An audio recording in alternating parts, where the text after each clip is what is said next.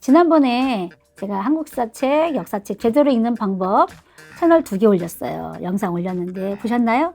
자, 오늘은 그 시리즈 3번째입니다. 그렇다면 수준별로 우리 아이들 어떤 책을 권해주면 좋을까요? 자, 추천 도서 시간입니다. 하하! 자, 제일 먼저 소개할 책은 용선생 처음 한국사 책입니다. 어떻게 보면 첫 입문 역사책이라고 볼 수 있는데요. 총 2권이에요. 글자도 굉장히 큼지막합니다. 좀 편안해요. 글자체가 아이들이 삐뚤빼뚤 쓴 것 같은 자연스러운 느낌. 그리고 내용에 맞게끔 글자 표현도 되어 있다는 거. 그리고 중요한 사건이나 인물 중심으로 되어 있고, 또 보시면 그림이 굉장히 비중이 크죠. 만화처럼 되어 있어요. 그래서 줄글과 만화가 결합된 책으로 보시면 되는데, 첫 입문책이다 보니까 줄글보다 오히려 그림이 많은 것이 훨씬 아이들한테 접근하기가, 손에 쥐기가 훨씬 더 쉽겠죠. 그리고 글도요, 이야기 들려주듯이 입말체로 되어 있어요. 만화뿐만이 아니라 지도나 유물 이런 것도 사진이 아주 큼직큼직하다는 거. 그래서 한눈에 들어와요. 실제 사진에다가 그림까지 결합해서 그린. 그러다 보니까 아이들이 재미도 느끼면서 시선이 저절로 가는 그런 그림이고요. 중간에 이제 대제목 하나씩 끝나면 십자말 놀이라고 나와요. 이렇게. 이야기를 제대로 이해했나, 자기 거가 됐나 확인하는 시간인 거죠. 가로, 세로, 열쇠, 퀴즈 풀기 해서 십자말 풀이가 나오고, 또 소제목, 소목차가 끝날 때마다 쉬는 시간 코너가 있습니다. 중요한 거 문제 풀기가 나와요. 꼭 알아야 될 부분, 그런 부분을 확인하고 좀 넘어가야 되겠죠. 이런 거는 아이들 혼자 하게 하지 마시고 엄마랑 같이 영상 2탄에서 제가 아이들과 함께 서로 문제 풀어보세요, 속속 골든벨 해보세요 했었죠. 이걸 가지고 문제를 풀어보시면 돼요. 이해했는지 스스로도 파악이 되고 엄마도 확인이 된다라는 거. 자, 그래서 이 책은 그림이 생동감이 넘치고 상황을 사건에 맞게 잘 그림이기 때문에 잘 표현했고, 또 아이들이 좋아하는 만화 같은 느낌. 그리고 딱 2권으로 끝난다는 거. 그러다 보니까 큰 흐름으로 역사책을 접근하기, 역사책은 생각보다 어렵지 않구나라는 걸 알 수 있게끔 고정관념을 깨줄 수 있는 첫 번째 입문책이었습니다. 근데 용선생 시리즈가 또 많아요. 교과서 한국사도 있고요. 용선생의 시끌벅적 한국사도 있고, 세계사뿐만이 아니라 많거든요. 그런 책으로 순차적으로 올라가셔도 괜찮아요. 근데 다른 책들보다는 개인적으로 가독성이 좀 뛰어나요. 저희 전문가 선생님들도 다른 책보다 딱딱한 설명이 아니라 자연스럽게 이야기 들려주듯이 하는 그런 문체가 굉장히 마음에 와닿는다. 쉽게 술술 넘어가서 금방 읽게 된다. 그런 평가를 받고 있으니까 용선생 시리즈로 쭉 보셔도 괜찮을 것 같다라는 겁니다. 자, 수준별 추천 도서 2번째입니다. 이번에는 우리 역사 첫발. 딱 제목에 나오죠. 첫발이에요. 첫발 내딛기에. 아까 용선생 처음 한국사는 글씨보다는 그림의 비중이 훨씬 컸어요. 그죠? 근데 이 책은 글이 좀 점점점 많아지는 거죠. 이렇게. 그림도 물론 있지만 글이 내용이 점점 더 많아진다는 거. 근데 글자도 좀 아이들이 보기에 큼직합니다. 글자체도 여기도 마찬가지. 아이들이 내용에 맞게끔 형성이 되어 있다는 거. 자, 그리고 이 책은 사건 중심으로 내용이 집필되어 있습니다. 또 아까 말씀드린 것처럼 사파와 큰 글씨 때문에 아이들이 부담스러워하지 않고 글자체에 또 양에 눌리지 않게 읽을 수 있다는 거. 대부분의 역사책이 그렇기도 하지만 이 책은 이 정도 수준인데도 불구하고 뒤에 용어 설명이 되어 있어요. 사실 아이들은 이 용어 설명을 잘 보진 않죠. 그렇지만 이걸 같이 보는 그런 습관을 좀 들여주시면 아주 좋겠습니다. 그러면 아이들이 궁금해하는 부분이 더 많아지고요. 자세하게 설명이 되어 있기 때문에 훨씬 더 깊이 있게 이해할 수 있거든요. 자, 이 책은 총 2권이니까 첫 번째, 2번째까지 2번째 수준별 추천 도서로 보시면 되겠습니다.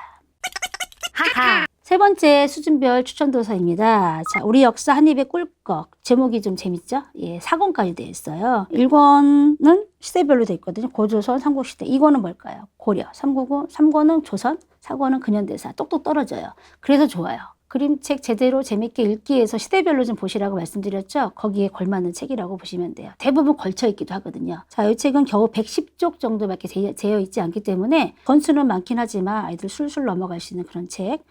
교과서의 내용을 주로 담은 거예요. 여러 가지의 깊이 있는 이야기도 있지만 아이들이 초등학교 5학년 2학기 때부터 교과서 배우잖아요.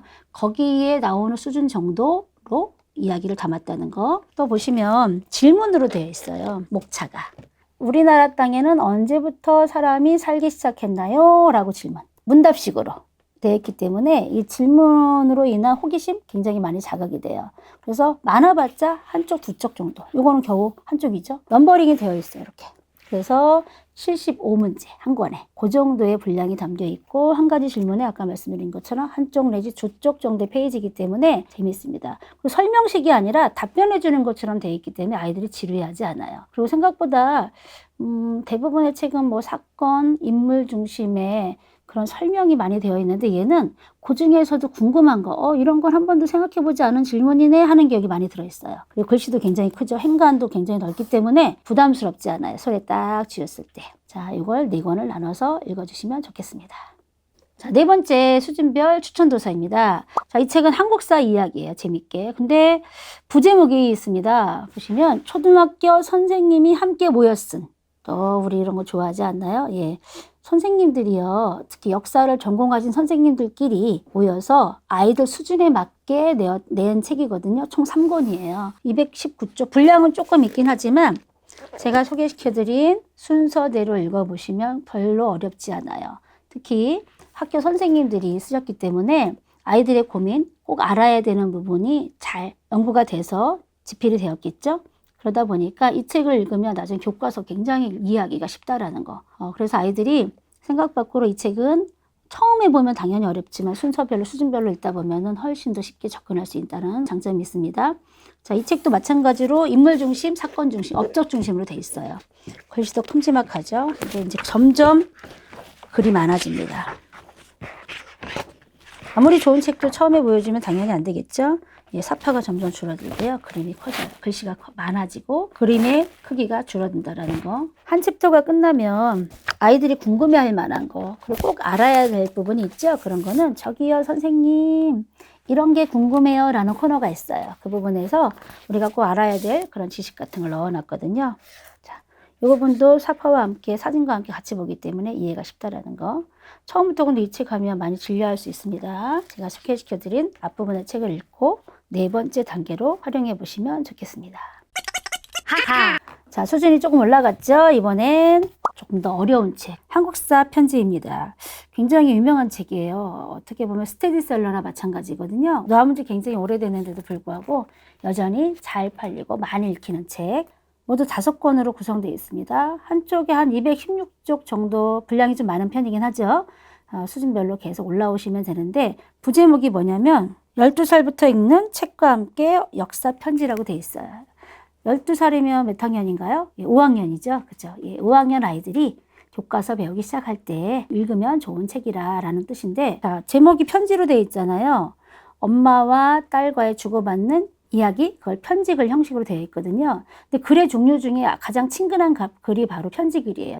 아이들이 옆에 누가 말해주는 듯이 책을 읽어주는 듯이 술술 넘어가거든요. 그래서 어떻게 보면 가독성이 좀 높은 것 같아요. 자, 이 책은 다른 책들보다 훨씬 더 깊은 이야기가 담겨 있는데 뭐 나라별로 건국, 또 전성기, 통일 과정까지 조금 더 구체적으로 설명이 되어 있습니다. 그런데 다른 책들과 좀 다른 게 뭐냐, 좀 비판적인 시각이 담겨 있다라는 거. 대표적으로 한 69쪽을 보시면 고조선의 본래 이름은 조선이다. 이건 다 아시잖아요. 그죠?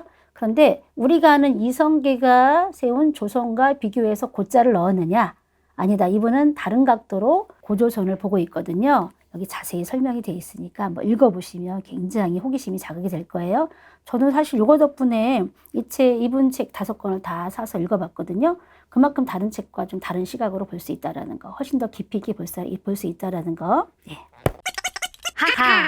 자, 6번째 책은 지금까지 5권의 세트 책을 통해서 수준을 막 올렸잖아요. 조금 다른 각도로 좀 접근해 보려고 해요. 한마디로 말하면 좀 먼저 말씀드리면 어려워요. 책이 좀 어렵긴 한데 굉장히 세분화되어 있고 특히 법정 시리즈이거든요. 법정으로 되어 있기 때문에 원고와 피고가 나와요. 그래서 비판적인 그리고 균형 잡힌 내용으로 구성되어 있어요. 왜냐하면 집필진이 다 현직 교수이거나 교사예요. 이분들이 양쪽의 어떤 사료에 의해서 이 책을 글로 표현해 놨고 이걸 가지고 서로 원고와 피고가 되어서 법정 다툼이 일어나는 그런 이야기이기 때문에 우리가 그동안 대부분의 책들의 결과 중심적인 그런 역사가 아니라 우리가 몰랐던 그 이면, 그리고 또 다른 원인, 그렇게 주장하는 이유에 대한 거. 그렇기 때문에 좀 어렵긴 한 것 같아요. 왜냐하면 새로운 이야기잖아요. 그렇지만 이 책을 읽어 나가면 우리가 왜 역사책을 제대로 읽어야 하는지, 어떻게 나중에 내가 역사책을 제대로 읽으면 올바른 선택을 할 수 있는지 제대로 나오거든요. 두 번째 시리즈 영상에서 마무리는 토론으로 해라 말씀드렸죠. 그런 책을 선택하기 좀 찾기가 어려운데 이 책이 딱 맞는 책입니다.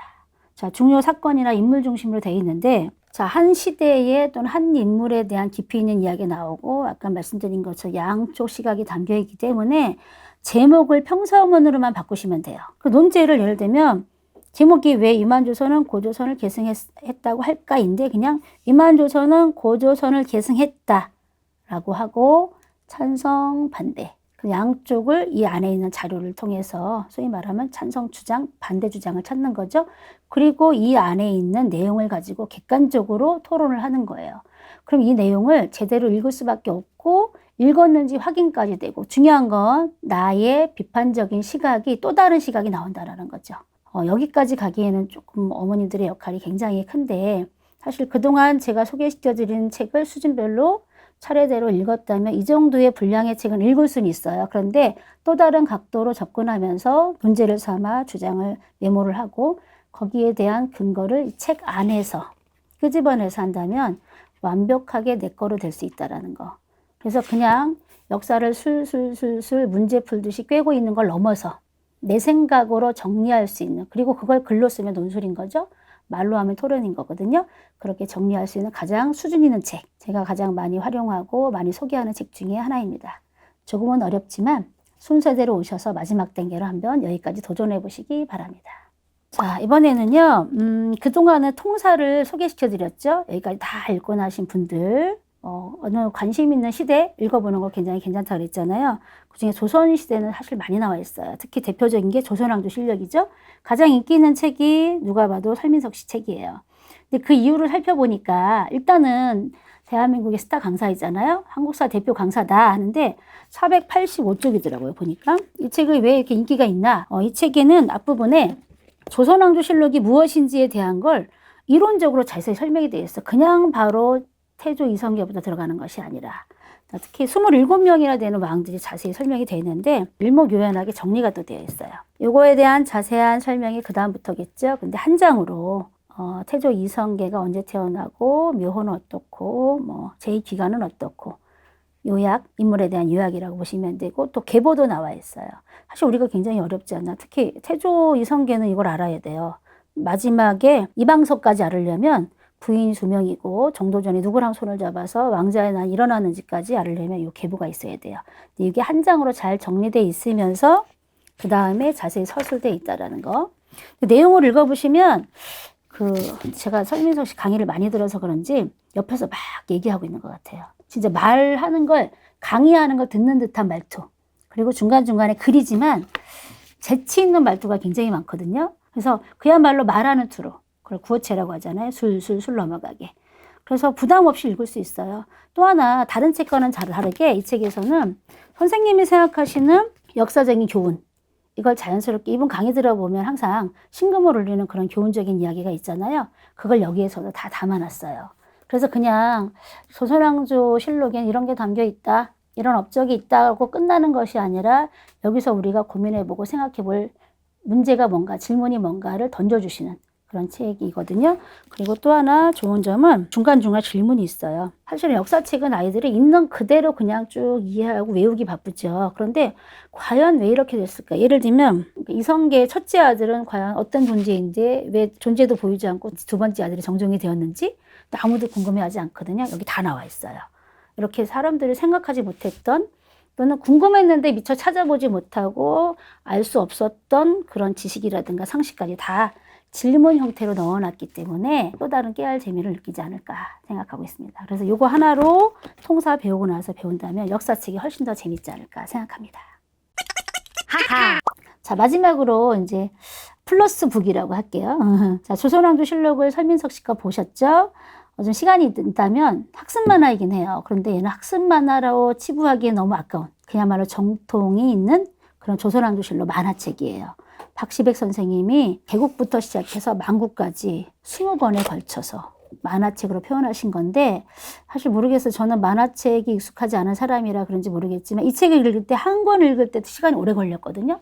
왜냐하면 생각하면서 글도 그림도 다 봤기 때문에 그런 것 같아요. 그래서 한 사람 한 사람의 왕조를 제대로 이해할 수 있는 책. 근데 사실은 뒤로 가면 더 두꺼워지거든요. 페이지 수가 많아지는데 이분 고백이 처음에는 사실은 역사가 궁금해서 제대로 알려주고 싶고 하는 그런 마음에 섰지만 뒤로 갈수록 자료가 많이 쌓이잖아요. 할 말이 더 많아진 거래요. 그러다 보니까 분량이 좀 많아졌다. 이렇게 고백하고 계신데 충분히 소화할 수 있지 않을까 싶습니다. 물론 통사 거치고 설민석 씨의 조선왕조 실록을 거치고 나면 이 책도 읽고요. 또 다른 훌륭하신 분들의 조선왕조 실록 굉장히 많아요. 아예 정사로 다루는 책이 많거든요. 그런 책까지 도전해 보시면 좋겠습니다. 하하. 자, 방학 때 활용하시라고 그랬죠? 자, 이번 여름방학 때, 이번 겨울방학 때 뭐 하실까요? 역사책으로 한번 날 잡고, 마음 잡고 한번 섭렵해 보시기 바랍니다. 감사합니다.